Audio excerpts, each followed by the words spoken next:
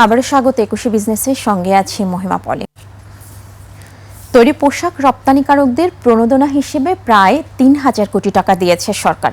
চলতি অর্থ বছরের এপ্রিল পর্যন্ত এই প্রণোদনা দেয়া হয়। বাংলাদেশ ব্যাংক জানিয়েছে চলতি বছরের এপ্রিল পর্যন্ত প্রণোদনার সব আবেদন নিষ্পত্তি করা হয়েছে। প্রথম ১০ মাসে রপ্তানিকারকদের ৩,১০০ কোটি টাকা প্রণোদনা পরিশোধ করেছে সরকার। এর মধ্যে শুধু তৈরি পোশাক খাতের রপ্তানিকারকরা ২,৯০০ কোটি টাকা নগদ সহায়তা পেয়েছেন, আর ২০০ কোটি টাকা পেয়েছেন পাট খাতের রপ্তানিকারকরা। রপ্তানিতে উৎসাহিত করতে ৪৩ ধরনের পণ্য রপ্তানিতে প্রণোদনা এবং নগদ সহায়তা দিয়ে আসছে সরকার। এর বেশিরভাগই পেয়ে থাকেন তৈরি পোশাক ও বস্ত্র খাত সংশ্লিষ্টরা। তাছাড়া বৈচিত্র্যপূর্ণ পাটপণ্য, চামড়াজাত দ্রব্য, হিমায়িত চিংড়ি, প্রক্রিয়াজাত কৃষি পণ্য বড় আকারের প্রণোদনা বা নগদ সহায়তা পেয়ে থাকে।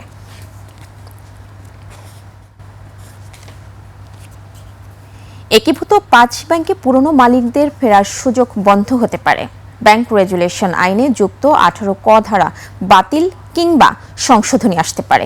বিভিন্ন পক্ষের সমালোচনা এবং IMF ও বিশ্বব্যাংকের ঋণ নিয়ে অনিশ্চয়তার কারণে এমন সিদ্ধান্ত আসতে পারে। জানা যায়, শিগগিরই এ বিষয়ে সরকারের পক্ষ থেকে পরিষ্কার ধারণা দেওয়া হতে পারে। জানা গেছে, ব্যাংক রেগুলেশন আইন কিভাবে বাস্তবায়ন হবে সে বিষয়ে বিধিমালার একটি খসড়া প্রস্তুত করা হয়েছে। সেখানে ১৮ ক ধারার বিষয়ে কিছু উল্লেখ করা হয়নি। সরকার এ বিষয়ে কি করবে তার অপেক্ষায় এ ধারার খসড়া বিধিমালায় কিছু বলা হয়নি। IMF এর চলমান $৫৫০ কোটি ঋণ কর্মসূচির পাশাপাশি সংস্থাটি থেকে আরও $২০০ কোটি এবং বিশ্বব্যাংক থেকে $১০০ কোটি ঋণ নেওয়ার চেষ্টা করছে বাংলাদেশ। এসব ঋণ যাতে অনিশ্চয়তায় না পড়ে সে লক্ষ্যে ব্যাংক খাতের সংস্কার কর্মসূচি কঠোরভাবে এগিয়ে নিতে চায় সরকার। যুক্তরাষ্ট্রে জালিয়াতি মামলা নিষ্পত্তিতে বড় অঙ্কের অর্থ দিতে রাজি হয়েছেন ভারতীয় ধনকুবের গৌতম আদানি ও তার ভাতিজা সাগর আদানি। মার্কিন সিকিউরিটিজ অ্যান্ড এক্সচেঞ্জ কমিশনের করা দেওয়ানি মামলা মেটাতে $১,৮০,০০,০০০ জরিমানা দেওয়ার প্রস্তাব দিয়েছেন তারা। একই সাথে ট্রাম্প প্রশাসনের নীতিগত পরিবর্তনের জোরে আদানির বিরুদ্ধে থাকা ফৌজদারি অভিযোগও মার্কিন বিচার মন্ত্রণালয় প্রত্যাহার করে নিতে যাচ্ছে। বিস্তারিত তাফসির ফিজার ডেস্ক রিপোর্টে। $1,80,00,000 বাংলাদেশি মুদ্রায় প্রায় ২১৫ কোটি টাকারও বেশি এই পরিমাণ অর্থ জরিমানা দিয়ে যুক্তরাষ্ট্রে নিজেদের উপর থাকা দেওয়ানি জালিয়াতির মামলা মেটাতে সমঝোতায় পৌঁছেছেন আদানি গ্রুপের প্রধান গৌতম আদানি ও তার ভাতিজা সাগর আদানি। ২০২৪ সালে মার্কিন নিয়ন্ত্রক সংস্থা SEC অভিযোগ তুলে জ্বালানি প্রকল্পের জন্য ভারতীয় কর্মকর্তাদের ঘুষ দিয়েছিল আদানি গ্রুপ। বন্ড ইস্যুর মাধ্যমে তহবিল গঠনের সময় মার্কিন বিনিয়োগকারীদের কাছে এই ঘুষের বিষয়টি গোপন রাখা হয়েছিল। বিনিয়োগকারীদের কাছ থেকে তোলা $৭৫ কোটি মধ্যে প্রায় $১৭.৫ কোটি ছিল মার্কিন নাগরিকদের। প্রথম থেকে এইসব অভিযোগকে ভিত্তিহীন বলে দাবি করে আসছিল আদানি গ্রুপ। তবে সমঝোতার এই খবর আসতেই ইতিবাচক সাড়া মিলেছে শেয়ার বাজারে। শুক্রবার ভারতের বাজারে আদানি গ্রুপের শেয়ারের দাম এক ধাক্কায় বেশ খানিকটা বেড়েছে। এদিকে আদানির জন্য আরও বড় স্বস্তির খবর দিয়েছে নিউ ইয়র্ক টাইমস। মার্কিন বিচার মন্ত্রণালয় আদানির বিরুদ্ধে আনা ফৌজদারি জালিয়াতির অভিযোগও তুলে নিতে যাচ্ছে, যার পিছনে রয়েছে মার্কিন প্রেসিডেন্ট ডোনাল্ড ট্রাম্পের ব্যক্তিগত আইন উপদেষ্টা রবার্ট জে জিফরা জুনিয়র। অভিযোগ প্রত্যাহার হলে যুক্তরাষ্ট্রে আদানি গ্রুপ $1,000 কোটি বিনিয়োগ এবং 15,000 চাকরির প্রতিশ্রুতিও দিয়েছে।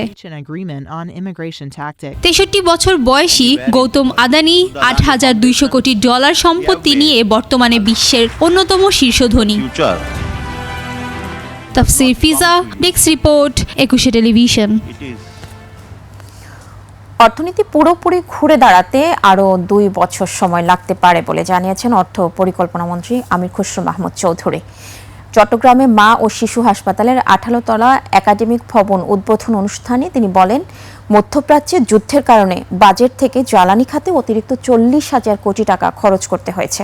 জানান, বিদ্যুৎ ও জ্বালানি খাতে প্রায় 50,000 কোটি টাকা বকেয়া রেখে গেছে আগের সরকার। রাজনৈতিক হস্তক্ষেপে বিভিন্ন প্রতিষ্ঠান ক্ষতিগ্রস্ত হয়েছে বলেও মন্তব্য করেন অর্থমন্ত্রী। সরকারি হাসপাতালগুলোর একটা সীমাবদ্ধতা আছে, এই জন্য আমরা প্রাইভেট হসপিটালগুলোর সাথে কথা বলছি আমরা তাদেরকে পেশেন্টকে তাদের কাছে পেশেন্ট পাঠাবো, তারা তাদের চিকিৎসা করবে, বিলটা সরকার দিয়ে দেবে।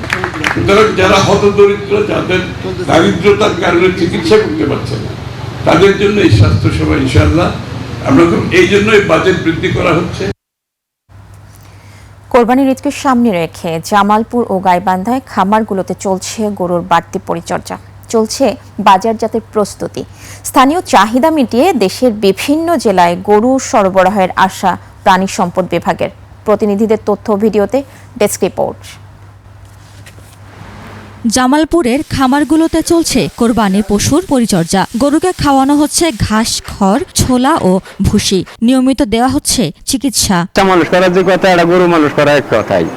অসুখ বিসুখ হইলে সঙ্গে সঙ্গে ডাক্তারের ফোন দেন, ডাক্তারের কাছে জানা গে, ওষুধ আনার আগে। আমরা বাড়তি কোনো খাবার খাওয়াই না, এমনকি আমরা আমাদের ন্যাশনালের পুরা আছে, নিজস্ব ভুসি আছে, এটি খাওয়াই। কোরবানির ঈদ সামনে রেখে বাড়তি লাভের আশায় গরু প্রস্তুত করছেন খামারিরা। হাট বাজারে উঠাইলে যে টানার বেশিরভাগ গরু আমার ফার্ম থেকে বিক্রি হয়ে যায়। খামারিরা লাভবান হবে যদি অবৈধ পথে সীমান্ত কোনো পার্শ্ববর্তী দেশ থেকে যদি কোনো গরু না আসে, পশু না আসে। বাইরে থেকে যদি গরু আসে তাহলে আমাদের প্রান্তিক খামারিগুলো ক্ষতিগ্রস্ত হবে। আমাদের গরুগুলো সম্পূর্ণ অর্গানিক ভাবে এবং অর্গানিক খাবার দ্বারা, প্রাকৃতিক খাবার দ্বারা আমরা লালন পালন করি। জেলা প্রাণী সম্পদ দপ্তর জানায়, জামালপুরে প্রায় 12,500 খামারে 1,07,000-এর বেশি কোরবানির পশু প্রস্তুত রয়েছে। আমাদের প্রায় উদ্বৃত্ত থাকবে আরো প্রায় 25,000 পশু। এই পশুগুলাকে আমরা কোরবানির জন্য ঢাকা সহ বাংলাদেশের অন্যান্য জেলাগুলোতেও আমরা সরবরাহ দিতে পারবো।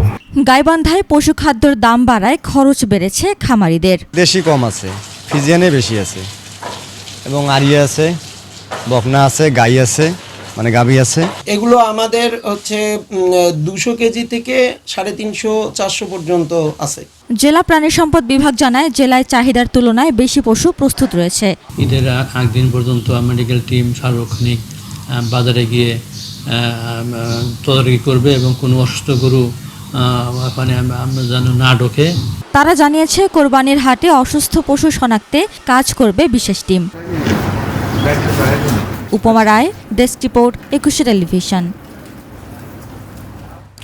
করফাকি কমাতে নতুন উদ্যোগ নিতে যাচ্ছে জাতীয় রাজস্ব বোর্ড বা এনবিআর। প্রথম ধাপে তামাক খাতকে কঠোর নজরদারির আওতায় আনার কথা জানিয়েছেন এনবিআর চেয়ারম্যান মোহাম্মদ আব্দুর রহমান খান।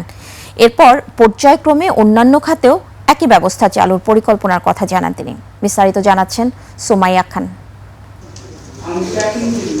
দেশের রাজস্ব আহরণ বাড়ানো এবং কর ফাঁকি নিয়ন্ত্রণে নতুন প্রযুক্তি নির্ভর ব্যবস্থার পথে হাঁটছে জাতীয় রাজস্ব বোর্ড। পরিকল্পনা অনুযায়ী তামাক শিল্পের উৎপাদন পর্যায়ে ব্যবহার করা হবে counting machine, counting camera, QR code এবং উন্নত রাজস্ব স্টিকার।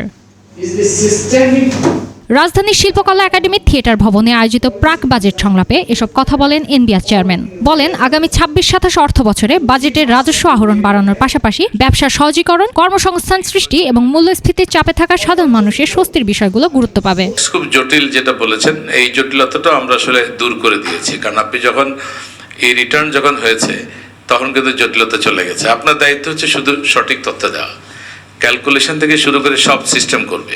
সুতরাং ট্যাক্স অথরিটির এই কথা বলার সুযোগ নাই যে আপনার হিসাব ভুল হয়েছে, আপনি রিবেট বেশি নিয়েছেন। করদাতাদের হয়রানি কমাতে রাজস্ব ব্যবস্থাকে ফেসলেস করার উপর গুরুত্ব আরোপ করেন তিনি। লক্ষ্য, যেন নাগরিকরা ঘরে বসেই কর সংক্রান্ত সমস্ত কার্যক্রম সম্পন্ন করতে পারে। জনগণ কিন্তু টাকা দিচ্ছে, হয়তো আমার এক্সচেকারে আসছে না, তো যদি তার একটা সিংহভাগ এক্সচেকারে আসে তাহলে কিন্তু আবার ট্যাক্স রিবেটটা বেড়ে যাবে। এবং এই জন্যই আমরা রেভিনিউ অ্যাডমিনিস্ট্রেশনকে টোটালি ফেসলেস করতে যাচ্ছি। আগামী 1 জুলাই থেকে আয়কর ফেরত দেওয়ার ব্যবস্থাও চালুর আশা প্রকাশ করেছে এনবিআর। তাদের মতে, প্রযুক্তির সঠিক ব্যবহার নিশ্চিত হলে রাজস্ব ব্যবস্থায় স্বচ্ছতা বাড়বে, কমবে কর ফাঁকি এবং বাড়বে সরকারের অভ্যন্তরীণ সম্পদ আহরণ। রিফান্ড যে সিস্টেম এটা তৈরি হবে, সেই রিফান্ডটা উনি দেখবে যে ওনার রিফান্ড পাওনা আছে, সাথে সাথে উনি যদি মনে করেন যে রিফান্ড আমি নিয়ে নিই, উনি ক্লেম করবেন এবং ওনার এই রিফান্ড ক্লেম করার একটা সুনির্দিষ্ট সময় পরে অটোমেটিক্যালি ওনার ব্যাংক অ্যাকাউন্টে চলে যাবে। এই প্রতিটা কাজই হবে অনলাইনে। তামাক খাত দিয়ে শুরু হলেও ভবিষ্যতে সব ধরনের পণ্য খাতে নজরদারি ব্যবস্থার সম্প্রসারণের পরিকল্পনা আছে এনবিআর-এর বলে জানান চেয়ারম্যান। ট্যাক্সের বিষয়ে আরো বেশি সচেতন করার জন্য এবং উৎসাহিত করার জন্য আমরা প্রচারণা করব। সুমাইয়া খান, 21 টেলিভিশন, ঢাকা। দর্শক, নিচ্ছি ছোট্ট একটা বিরতির পর ব্যবসা বাণিজ্য ও তৈরি পোশাক খাত নিয়ে আমরা কথা বলবো বিকেএমই এর সভাপতি মোহাম্মদ হাতেমের সঙ্গে। ততক্ষণ সঙ্গেই থাকুন।